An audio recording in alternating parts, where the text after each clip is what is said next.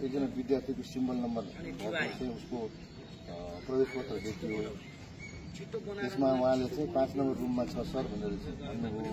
त्यसपछि उताबाट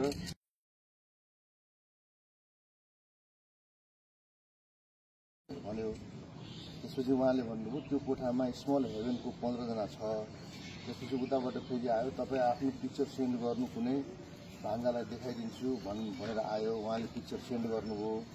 त्यसपछि स्मल हेभेनको कुन स्कुलसँग मिलाएको छ भने के हो, स्मल हेभेनको कुन स्कुलसँग मिलाएको छ भनेर उताबाट आयो। उहाँले एन्सर दिनुभयो बाल मन्दिर जस्तो लाग्यो। यो के हो, यो गर्न आएको तपाईँ के गर्नुभयो? तपाईँको मोबाइल हो यो सर। सर यो मोबाइलमा लिनुहोस्, फरेन्सिक पठाउनुहोस्, सबै यसको रिट्रिभ गर्नुहोस् होइन। यो गर्नु आएको तपाईँ के हो त? यो व्हाट्सएपमा भएको छ सर। व्हाट्सएपमा वार्तालाप देखियो। यसको स्क्रिनसट चाहिँ सारी हाल स्क्रिनसट हाल्नु। उहाँलाई चाहिँ अहिले बाहिर निकाल्नुहोस्, एक ठाउँमा राख्नुहोस्, निगरानीमा राख्नुहोस्। उहाँ र अर्को एकजना उहाँ 10 क्लास पढाउनुहुन्छ, 10 क्लाससम्म कोचिङ पनि गर्नुहुन्छ अरे। रमानन्द सर, कोही कहाँ छ? रमानन्द सर आउनु। गाह्रो मोबाइल लिएर किन भित्र भइरहेको छ?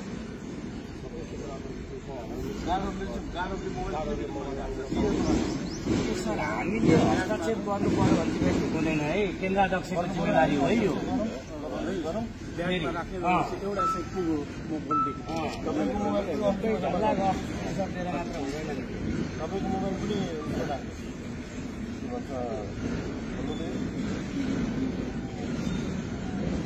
मोबाइल लिएर त भन्ने होइन नि त।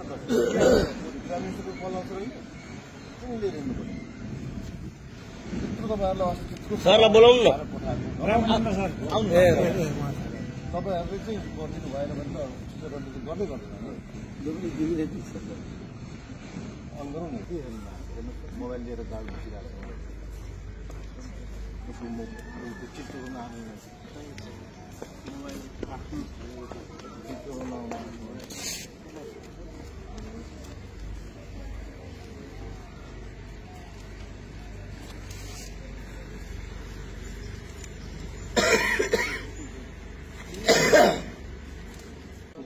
नहीं यो मेसेजहरू मोबाइलको यो मेसेजहरू होइन गल्ती भयो, यस्तो गर्नु हुँदैन थियो, गल्ती भयो भनेर भन्नुभयो भने चाहिँ मन पनि ऊ हुन्छ होइन।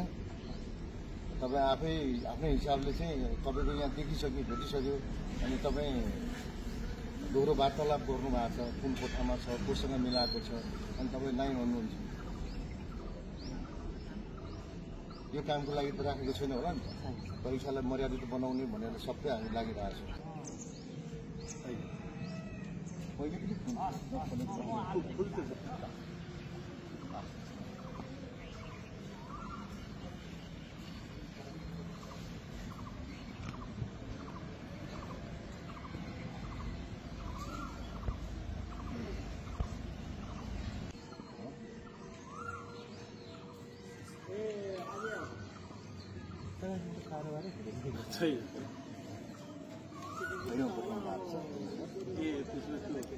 कारोबार भएन नभन्नुहोस्।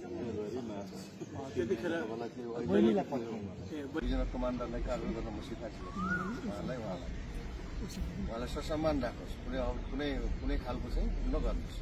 तर उहाँहरू चाहिँ कानुन विपरीत चाहिँ यहाँ खटिएको देखेकोले चाहिँ उहाँहरूलाई चाहिँ अब परीक्षा केन्द्रमा प्रवेश नगर्ने गरी अहिलेलाई चाहिँ उहाँहरूलाई एक ठाउँमा राख्नुहोस्।